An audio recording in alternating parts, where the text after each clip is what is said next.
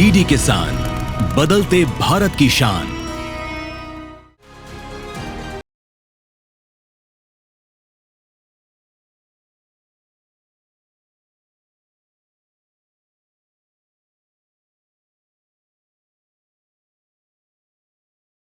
का कृषि दर्शन में मैं हूं अंचल सिंह। कृषि दर्शन आप किसान भाई बहनों के लिए एक ऐसा कार्यक्रम है जिसके माध्यम से हम आप तक पहुंचाते हैं कृषि जगत से संबंधित तमाम नई जानकारियां। ये जानकारियां नई तकनीक से जुड़ी हुई हैं। साथ ही हम आपको ये भी बताते हैं कि कैसे आप तमाम योजनाओं का लाभ ले सकते हैं और खेती में मुनाफा कमा सकते हैं। इसीलिए हमारा मकसद होता है कि जल्द से जल्द जानकारियाँ आप तक पहुँचाई जाए ताकि इनका उचित इस्तेमाल कर आप अपनी आय में वृद्धि कर सकें। कार्यक्रम में हमेशा की तरह सबसे पहले बात करेंगे विज्ञान और किसान की, उसके बाद नजर डालेंगे कृषि स्टार्टअप पर और अंत में देखेंगे फार्मिंग इंडिया। तो चलिए शुरुआत करते हैं आज के कृषि दर्शन की। सबसे पहले देखते हैं मंत्रालय से। मंत्रालय से में आज हम आपको जानकारी देंगे खरीफ प्याज के बारे में, यानी कैसे आप इसकी बुआई करें, इसके साथ ही साथ कैसे कृषि क्रियाओं को आगे बढ़ाएं ताकि प्याज की अच्छी फसल आप प्राप्त कर सकें। जी हाँ, बुआई से लेकर कटाई तक हर एक चरण पर आपको वैज्ञानिक सलाह का इस्तेमाल करना है ताकि किसी तरह का नुकसान ना हो। इसके बारे में विस्तार से जानने के लिए आपको लेकर चलते हैं कृषि मंत्रालय में स्थित डीडी किसान के स्टूडियो, जहाँ पर कृषि एवं किसान कल्याण मंत्रालय के बागवानी विभाग के उप निदेशक रविंद्र कुमार इसके बारे में विस्तृत जानकारी दे रहे हैं। खरीफ प्याज लेने के लिए सबसे पहले आपको देखना होगा कि पर्टिकुलर एक वैरायटीज़ होती हैं जो खरीफ जो गर्मी को आपको झेल जाएं, तो वो वैरायटीज़ को आपको लेना है। उनमें से सबसे पहले सबसे पुरानी जो हमारी प्याज की वैरायटी है वो N53 है। ये 140 दिन में तैयार हो जाती है, करीब 225 टन से 250 टन के करीब प्रति हेक्टेयर, 200 से 225 क्विंटल प्रति हेक्टेयर ये पैदावार दे देती है। उसके बाद हमारे पास जो है एग्रीफाउंड डार्क रेड है जिसका कलर थोड़ा अच्छा है। इसके बाद हमारे पास है एक बसवंत करके वैरायटी है, एक L88 है और एक वैरायटी भीमा सुपर करके, ये भी काफ़ी बड़ी डिमांड में किसानों के बीच में चल रही है। तो सबसे पहले प्याज की तैयारी किस प्रकार से करें, खेत की तैयारी करने से ज़्यादातर इसको हम रोपण से ही लगाया जाता है, डायरेक्ट सीड मेथड से कम यूज़ किया जाता है। तो सबसे पहले हम बीज लेंगे।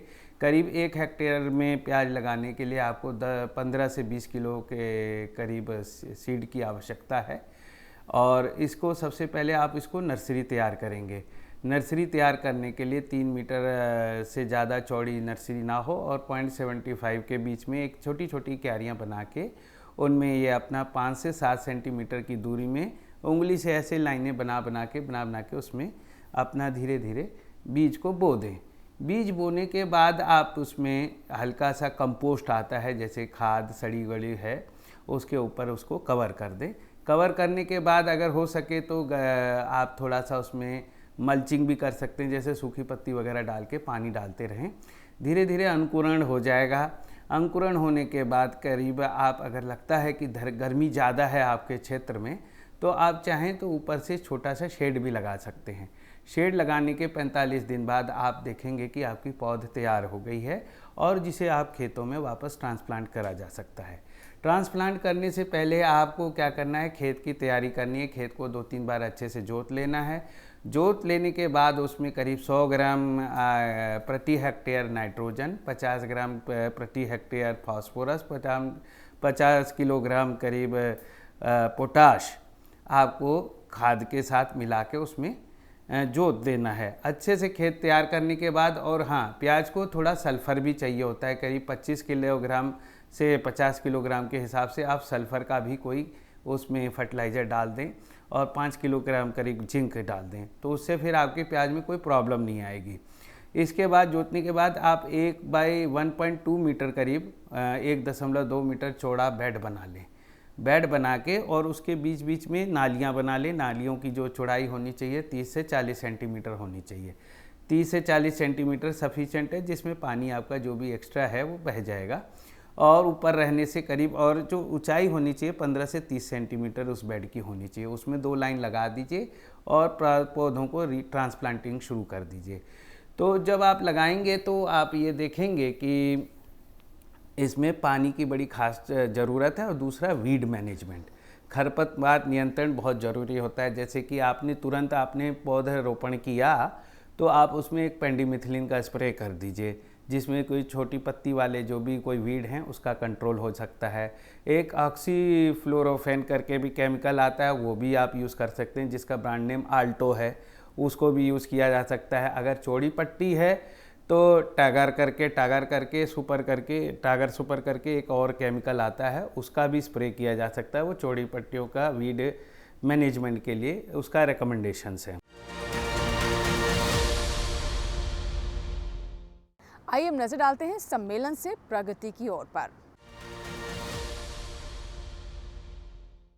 बासमती के क्षेत्र में हमारे देश का लोहा पूरे विश्व में माना जाता है और बड़े स्तर पर हम बासमती विदेशों को एक्सपोर्ट भी करते हैं। इसके साथ ही साथ हमारे वैज्ञानिक भी निरंतर अनुसंधान कर रहे हैं कि बासमती की अच्छी से अच्छी किस्में किसानों तक पहुंचाई जा सके, ताकि और बेहतर इस क्षेत्र में हमारे किसानों को लाभ हो सके। इसी सिलसिले में पूसा की तरफ से 2 बासमती की नई किस्मों को किसानों को सौंपा गया है, इन्हें रिलीज किया गया है। आइए जानते हैं इसके बारे में। दिल्ली स्थित पूसा संस्थान में एक कार्यक्रम आयोजित किया गया। इस अवसर पर भारतीय कृषि अनुसंधान संस्थान पूसा दिल्ली के निदेशक डॉक्टर A.K. सिंह, भारतीय कृषि अनुसंधान परिषद के सहायक महानिदेशक डॉक्टर D.K. यादव, भारतीय कृषि अनुसंधान संस्थान दिल्ली के संयुक्त निदेशक डॉक्टर रविंद्रनाथ पडारिया एवं देश के विभिन्न राज्यों के किसान उपस्थित थे। गौरतलब है कि इस कार्यक्रम में बासमती की किस्में पूसा बासमती 1979 और पूसा बासमती 1985 की बिक्री की गई। इस अवसर पर भारतीय कृषि अनुसंधान संस्थान पूसा दिल्ली के निदेशक डॉक्टर A.K. सिंह ने कहा, आज का दिन बहुत ही महत्वपूर्ण है। आज के दिन पूसा संस्थान के द्वारा बासमती धान की 2 नई प्रजातियां, पूसा बासमती 1979 और पूसा बासमती 1985, जो कि करीब 1.5 साल पहले विमोचित की जा चुकी थी, उनका बीज आज किसानों को उपलब्ध कराया गया है। ये दोनों किस्में धान की सीधी बिजाई के लिए इनकी संस्तुति की गई है और इनके अंदर खरपतवार नाशी दवा इमेजाथापेर के प्रति रोधी क्षमता है। धान की बुआई के करीब 18 से 20 दिन बाद जब खरपतवार 2 पत्ती वाले हो जाते हैं, उस समय इमेजाथापेर दवा का छिड़काव करने से सारे खरपतवार मर जाते हैं और धान के ऊपर कोई असर नहीं होता है। मेरा अनुरोध है सभी किसान भाइयों से कि इन किस्मों का प्रयोग धान की सीधी बिजाई के लिए करें, जिससे आपके पानी की बचत होगी और रुपाई में जो करीब 3-4 हज़ार रुपये प्रति एकड़ का खर्चा आता है वो बचेगा, और साथ ही साथ ग्रीन हाउस गैस उत्सर्जन जो कि रुपाई विधि में बहुत ज़्यादा होता है उसमें भी कमी आएगी।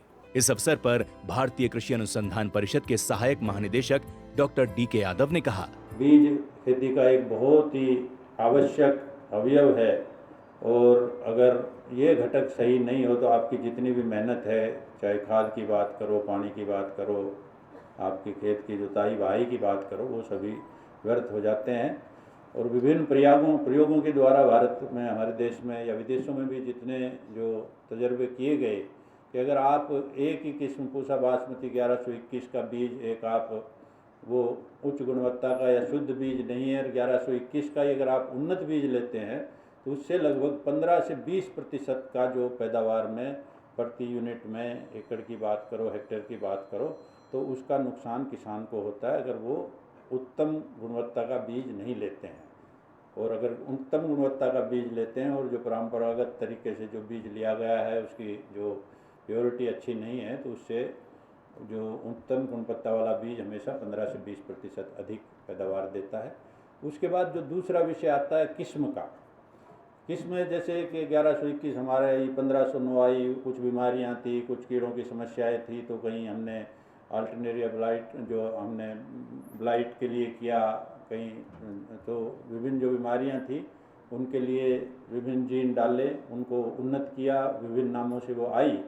और उनमें निश्चित रूप से जो पुरानी हमारी जो 1121, 1509 या पूसा बासमती 1 जो भी किस्में रही, तो उनमें सुधार हुआ और उनकी पैदावार में अधिकता हुई। और जो इनपुट की कॉस्ट जो आप दवाइयों से बैक्टीरियल ब्लाइट के लिए और बकाने के लिए, जो अन्य बीमारियों के लिए आप जो छिड़काव करते थे, तो उसकी निश्चित रूप से आप लोगों को उसका फ़ायदा मिला और उससे जो आपकी लागत थी खेती की वो कम हुई, और जो गुणवत्ता भी, जिस तरह से पेस्टिसाइड रेजिड्यू की बात करते हैं, उससे भी किसानों को निजात मिला। और जो एक्सपोर्ट का बासमती का आप सभी को पता है कि डॉक्टर AK सिंह साहब के नेतृत्व में जिस तरह की प्रगति बासमती के फसल जो किस्म विकास में हुई, तो आज जो हम 50,000 करोड़ का बासमती का एक्सपोर्ट करते हैं इस GI एरिया से, जिसमें कि हमारा पंजाब, हरियाणा और दिल्ली आता है, उत्तराखंड, हिमाचल प्रदेश, जम्मू के 2 ज़िले हैं,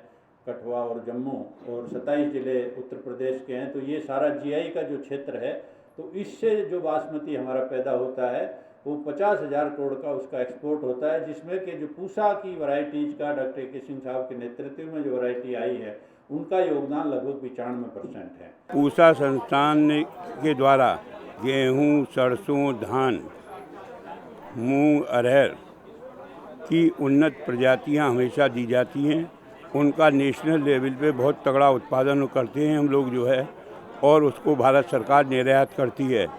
डॉक्टर AK सिंह साहब के सानिध्य में, जो हमारे वर्तमान में डायरेक्टर हैं, उनके सानिध्य में जो नई वैरायटी धान की आई हैं, जो पानी की बचत करेंगी, गुणवत्तावान बासमती को पैदा करने के लिए प्रोत्साहित करेंगी, क्योंकि इमीडिएट हाइपर लग जाने से ये शुद्ध ग्रेन बनेगा, और जब ग्रेन मार्केट में जाएगा तो उसको किसान को पूरी कीमत मिलेगी, और उससे किसान की आमदनी बढ़ेगी, और आमदनी बढ़ने के साथ साथ एक्सपोर्ट में भी भारत का और ज़्यादा नाम होगा। पूसा संस्थान ने ये पानी को बचाने की DSR सिस्टम के लिए बहुत उपयुक्त वैरायटी दी है।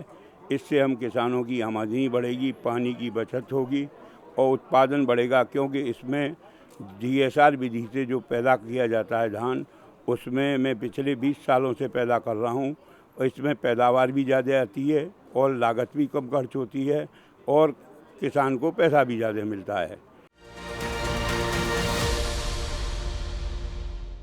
आइए अब नजर डालते हैं विज्ञान और किसान पर।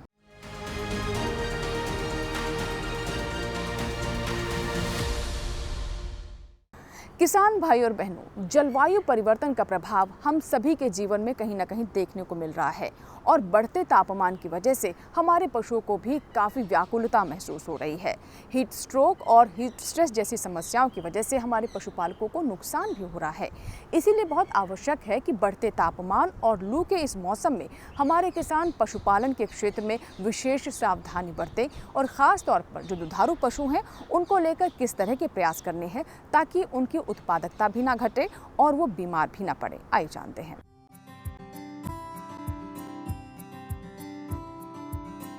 मार्च के माह में तापमान में इजाफा होने लगता है। ऐसे में पशुपालकों को दुधारू पशुओं की खास देखभाल करनी चाहिए। दिन में धूप तो सुबह शाम तापमान कम होता है। इस तापांतर का पशु के सेहत पर सीधा असर पड़ता है। पशुपालकों को चाहिए कि वो पशुओं को ज़्यादा से ज़्यादा हरा चारा उपलब्ध कराएं। हरे चारे में 70 से 90% पानी होता है, जो पशु के शरीर में पानी की कमी नहीं होने देता। लेकिन इस मौसम में हरे चारे की उपलब्धता कम होती है, इसलिए पशुपालकों को समय रहते इसका प्रबंध कर लेना चाहिए। इसके लिए पशुपालक मार्च अप्रैल माह में मूंग, मक्का, काउपी, लोबिया जैसे हरे चारे की बुआई कर दें, जिससे गर्मी के मौसम में पशुओं को हरा चारा उपलब्ध हो सके। इस समय भी पशुओं को संतुलित आहार दें। अधिक कार्बोहाइड्रेट वाला आहार देने से बचें। इसके अलावा पशु को एक दिन में कम से कम 3 बार पानी पिलाएं। पशु को पानी में थोड़ी मात्रा में नमक व आटा मिलाकर पानी पिलाना भी बेहतर होता है। शरीर का तापमान नियंत्रित रखने के लिए पशु को प्रतिदिन नहलाएं। इसके अलावा दुधारू पशुओं में दुग्ध उत्पादन को बनाए रखने के लिए पशुओं का आवास साफ सुथरा व हवादार होना चाहिए, जिसका फर्श पक्का व फिसलन रहित हो। साथ ही मूत्र व पानी की निकासी की भी बेहतर व्यवस्था होनी चाहिए। आवास की छत भी ऐसी होनी चाहिए जो गर्मियों में अधिक गर्म न रहे। अधिक गर्मी के दिनों में छत पर 4 से 6 इंच मोटी घास फूस की परत या छप्पर डाल देना चाहिए। पशु आवास की साफ सफाई करें। आवश्यकता होने पर रंगाई पुताई भी कराएं। पशु आवास में सीलन हो तो उसे जल्द से जल्द ठीक करा लें। इसके साथ ही इस मौसम में पशुओं को कई तरह के रोगों के होने का खतरा भी बढ़ जाता है। पशुओं को खुरपका मुंहपका रोग से बचाने के लिए टीका लगवाएं। यदि पशुओं को जुलाई अगस्त महीने में टीका लगाया गया था तो उन्हें दोबारा टीका लगवाएं। साथ ही समय समय पर पशु चिकित्सक से सलाह भी लेते रहें।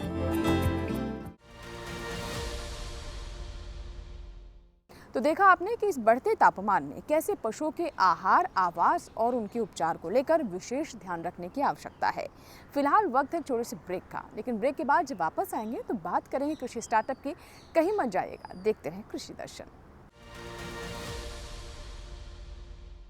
डीडी किसान ने कर ली है तैयारी। यहाँ मिलेगी पशुपालन की हर एक जानकारी, घर आंगन से लेकर व्यावसायिक फार्म तक, मुर्गी पालन से लेकर रेगिस्तान के जहाज तक। बीमारियों से पशुपालक बिल्कुल ना हो परेशान, विशेषज्ञ करेंगे आपकी समस्या का समाधान। देखिए अपना पशु चिकित्सक हर रविवार शाम 6:30 बजे दूरदर्शन किसान पर। ब्रेक के बाद एक बार फिर आपका स्वागत है। आप देख रहे हैं कृषि दर्शन। आइए नजर डालते हैं कृषि स्टार्टअप पर।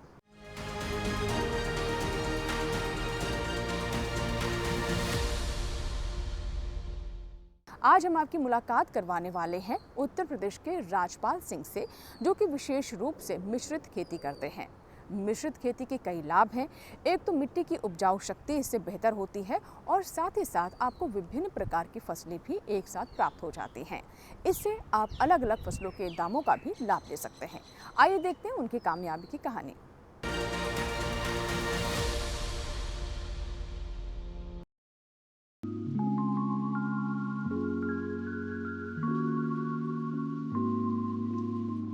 राजपाल सिंह जगहैता गांव गुर्जर के रहने वाले एक सफल किसान हैं। इनका जन्म बड़े ही साधारण से परिवार में हुआ था। बड़े होने के साथ साथ इन्होंने अपने परिवार से खेती बाड़ी करनी सीखी। शुरुआत में इनके खेत छोटे छोटे टुकड़ों में बिखरे हुए थे और ऊबड़ खाबड़ थे। ना तो खेत में सिंचाई की व्यवस्था थी और ना ही कोई अन्य सुविधाएं।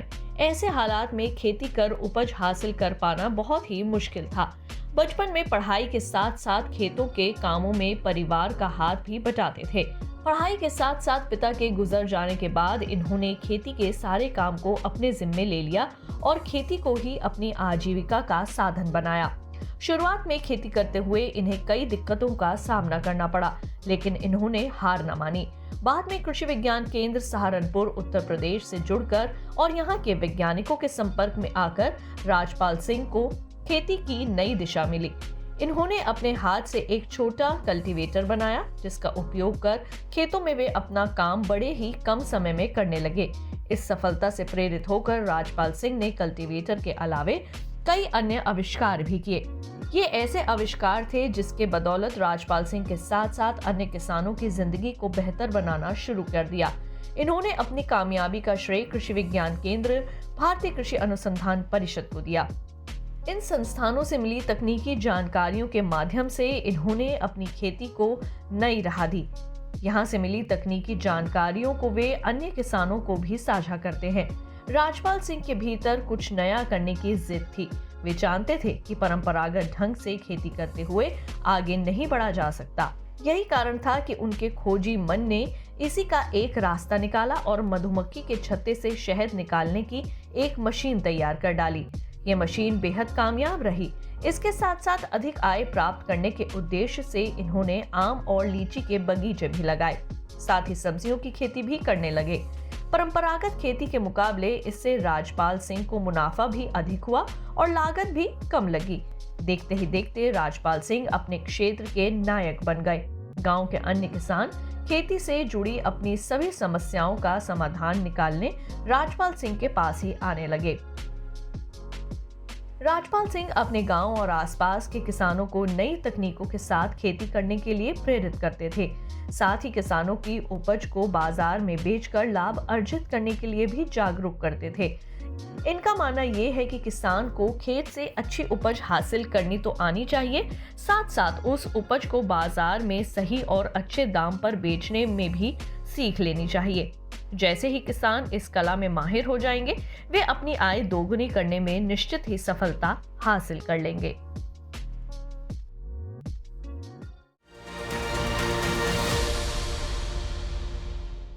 तो ये था हमारा आज का कृषि स्टार्टअप। आशा करते हैं कि इन कामयाबी की कहानियों से आप भी ज़रूर जीवन में प्रेरणा लेंगे।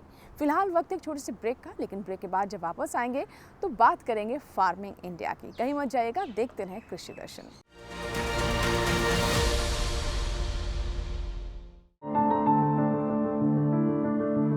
फसल में कीट लगा हो या कोई बीमारी, पशुपालन में हो कोई दिक्कत या चाहिए कोई जानकारी, फोन उठाएं, नंबर मिलाएं और कहें हेलो किसान। हेलो किसान, हेलो किसान, हेलो किसान। सोमवार, बुधवार और शुक्रवार शाम 6 से 7 बजे सिर्फ डीडी किसान पर।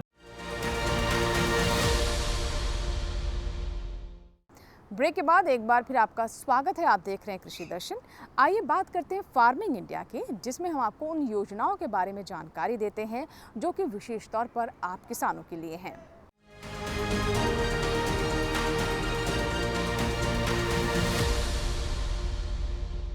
आज का युग एआई युग है और कृषि का क्षेत्र भी इससे जुड़कर नई ऊंचाइयों को हासिल कर रहा है। आइए अब अपने सहयोगी एआई कृषि से जानते हैं किसान ए मित्र एआई चैटबॉट के बारे में। नमस्कार किसान भाइयों बहनों, मैं हूं आपके साथ आपका साथी एआई कृषि।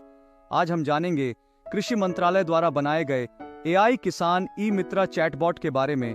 कृषि और किसान कल्याण मंत्रालय की ओर से जारी प्रेस विज्ञप्ति में बताया गया है कि एआई चैटबॉट किसान ई मित्र किसान सम्मान निधि की दक्षता और पहुंच बढ़ाने के अलावा किसानों को उनके सवालों का तुरंत, स्पष्ट और सटीक जवाब देने के लिए तैयार किया गया है।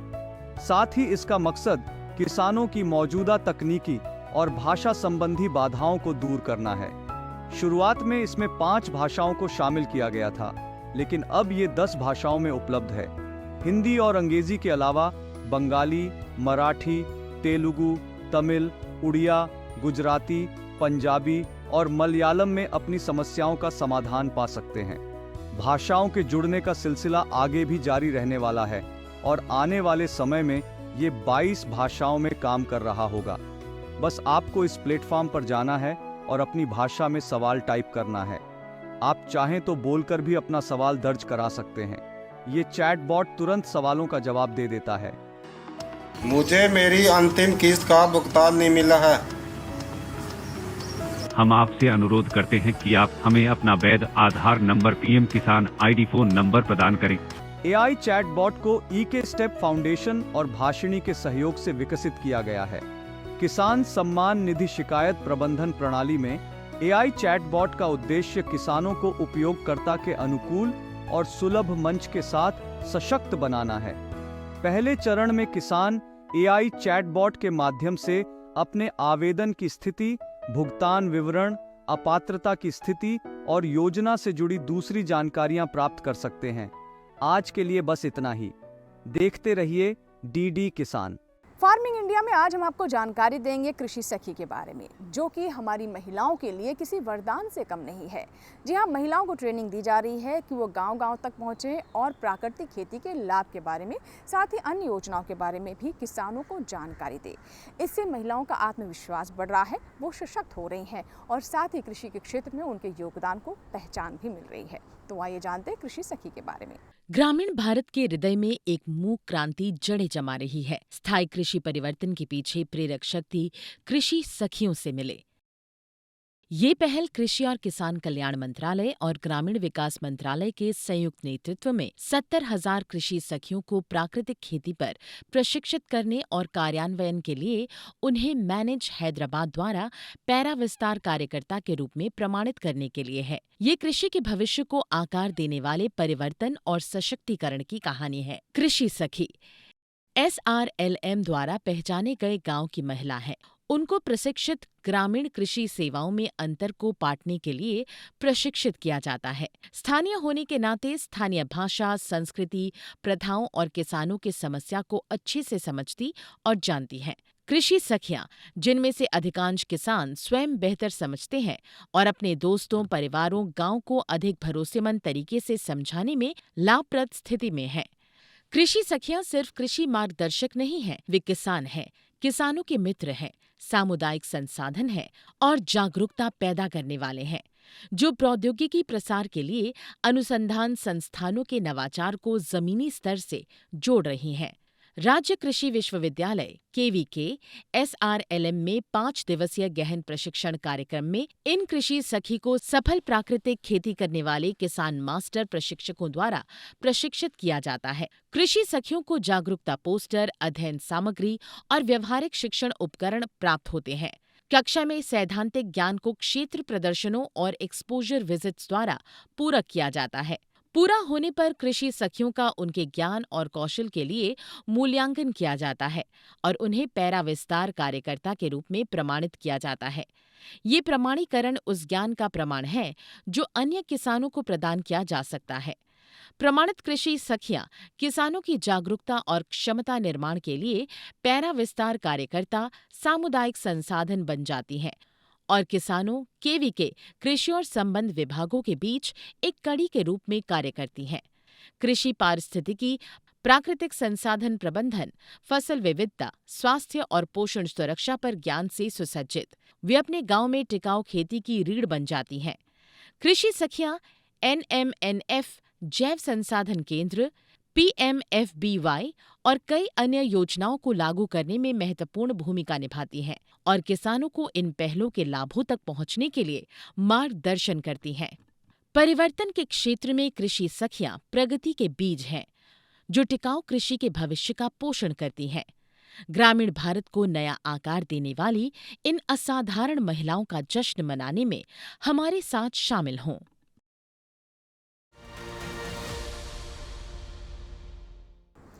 तो ये था हमारा आज का कृषि दर्शन, जिसमें हमने आपको कृषि जगत से संबंधित तमाम विशेष जानकारियाँ दी। आशा करते हैं कि हमारे किसानों को इससे ज़रूर लाभ होगा। अगर आपके कोई सुझाव है, कोई फीडबैक है, तो आप हमें ईमेल कर सकते हैं, पत्र भी लिख सकते हैं। हमारा ईमेल ID है krishidarshan@gmail.com।